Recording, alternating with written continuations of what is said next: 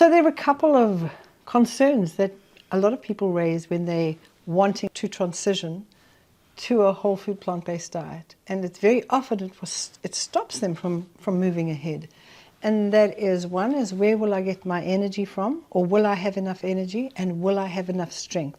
There's this perception that if you are plant-based in any way, that you are, a 6-pound weakling and, people kick sand in your face kind of thing. But in fact, if you watch the movie The Game Changers, which is a brilliant movie, you'll see some of the strongest athletes there. A man who's picking up hundreds of kilograms and transporting several adults on a metal frame, and he's completely plant-based. So when you look at it, you think, well, where is he getting his strength from? And this is the misnomer. There's this perception that if you are plant-based, you won't have any muscles.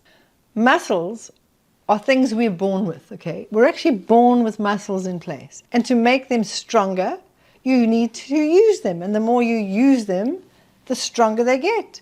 And the more you keep using them, the bigger and stronger they get. So it's entirely up to how much you use your muscles. Of course you need protein to build. Protein is for growth and repair. And when muscles are growing and getting used a lot, particularly with weights, for example, you basically tear the muscles a bit and then they repair and they get bigger. And then you tear them a little bit more and they repair and get bigger. So you need protein for that. But it's very easy to get enough protein. All you need is 1 to 3 handfuls. And I say tight handfuls like this. If you're doing a lot of bodybuilding. If you're just a normal, active, everyday person like I am, I walk and exercise for an hour in the morning and an hour in the afternoon. I get by incredibly well with a closed handful of protein. You need somewhere around 1 protein for every 2 kilograms of body weight. So if you weigh 60 kilograms, you need 30 grams of protein. It's easier to overdose on protein than it is to get too little on a whole food plant-based diet. Remember that amino acids, the building blocks of protein, are found in every single plant food. It's very difficult to not get enough. But if you feel the need, concentrate on making sure you're getting some raw nuts and seeds. Nuts or seeds, like sunflower seeds, pumpkin seeds, almonds. There are other sources from legumes, for example, chickpeas, mung beans, black beans, red beans. Any legumes that you like, you can get protein from as well. And another source that is commonly used today is pea protein. A lot of people love using pea protein. It's about 90% protein. It is processed out of the pea, and so it has been heated, and so you're getting 90% protein. Even if you lost half of that, you're still getting 45 grams per 100 grams. It's a lot. It's more than you'd get in a rump steak, way more. And it doesn't have, it's clean in your body. It doesn't have a detrimental effect on your kidneys and on your digestive tract like cooked protein, animal protein has. So it's very easy to have enough strength. Just keep using your muscles, building them, and making sure that you're simply eating enough food. You're certainly not going to get strong having a smoothie for breakfast and a smoothie for supper. You need to eat enough food. And enough is when your body knows how much you've had.